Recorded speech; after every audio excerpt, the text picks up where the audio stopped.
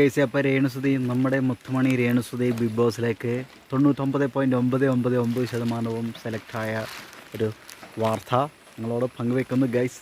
വാർത്ത അല്ലാണ്.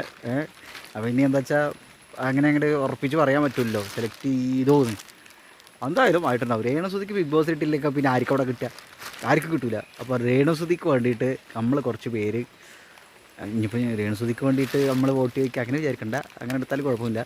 രേണുസുതിനെ എല്ലാവരും സപ്പോർട്ട് ചെയ്യുക. ഓക്കെ, നിങ്ങൾ ഈ രേണുസുതിനെ കുറ്റം പറയുന്ന ആളുകളെ നിങ്ങൾ ഈ മുൻവിധികളൊക്കെ മാറ്റി വെച്ചിട്ട് അവരൊരു വ്യക്തി എന്ന ലെവലെടുത്ത് നോക്കി കുടുംബം നോക്കുന്ന, വിധവയായ, അവനവൻ്റെ ജോലി ചെയ്ത് കുടുംബം നോക്കുന്ന, അച്ഛനെയും അമ്മേനെയും നോക്കുന്ന, മക്കളെ നോക്കുന്ന രേണുസുതി.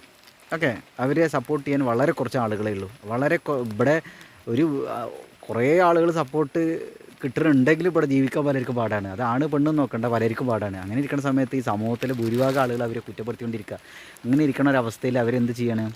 അവരിങ്ങനെ വളരെ കോൺഫിഡൻ്റായിട്ട് കാര്യത്തിലും പോയാലും അയ്യോ എൻ്റെ ജീവിതം പോയി എന്ന് പറയുന്നതിന് പകരം അവർ മുന്നോട്ട് വന്ന് അടിപൊളിയായിട്ട് ജീവിച്ചുകൊണ്ടിരിക്കുക. അപ്പം അങ്ങനെയുള്ള ഒരാൾ ഒരു ബിഗ് ബോസിൽ വരുന്ന സമയത്ത് തീർച്ചയായും നമ്മൾ സപ്പോർട്ട് ചെയ്തിരിക്കും. അപ്പോൾ എല്ലാവരും സപ്പോർട്ട് ചെയ്യുക രേണുസുതിനെ കേട്ടോ. നിങ്ങൾ ഈ മുൻവിധികളൊക്കെ മാറ്റി വയ്ക്കും. രേണുസുതിയുടെ ഡ്രസ്സിങ് ശരിയില്ല, അല്ലെങ്കിൽ രേണുസുതി അങ്ങനെ ശരിയില്ല. എന്ത് ഡ്രസ്സിങ് ശരിയില്ല എന്ന് പറയുന്നത് അവരവരുടെ മേഖലയുമായി ബന്ധപ്പെട്ട അതിന് സെറ്റായിട്ടുള്ള അടിപൊളിയായിട്ട് ചെയ്യുന്നുണ്ട്. പിന്നെ അത് അവരുടെ ഇഷ്ടമല്ലേ എങ്ങനെ വസ്ത്രം ധരിക്കണം. അത് അപ്പോൾ വസ്ത്രധാരണം അത്ര വൾഗറായിട്ടൊന്നും എനിക്ക് തോന്നുന്നില്ല. പിന്നെ ഉണ്ടെങ്കിൽ ഇപ്പം എന്താ പ്രശ്നം?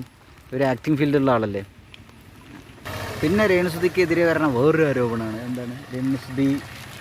രേണുസുതിക്ക് വേറെ അഫെയർ ഉണ്ടായിരുന്നു എന്നൊക്കെ. അയ്യോ, ഒരു അഫെയർസ് ഒന്നുമില്ലാത്ത ടീംസ് രേണുസുതിക്ക് ഞാൻ അഫെയർ ഉണ്ടോ ഇല്ലേ എന്നിങ്ങനെ ചെഞ്ഞ് കണ്ടുപിടിക്കാൻ സമയത്ത് സ്വയം ആലോചിച്ചൊക്കെ ഇത് എന്താ ഇതിൽ ഇത്ര പ്രശ്നമില്ല. അഥവാ ഉണ്ടെങ്കിൽ തന്നെ ഇപ്പം എന്താ പ്രശ്നം?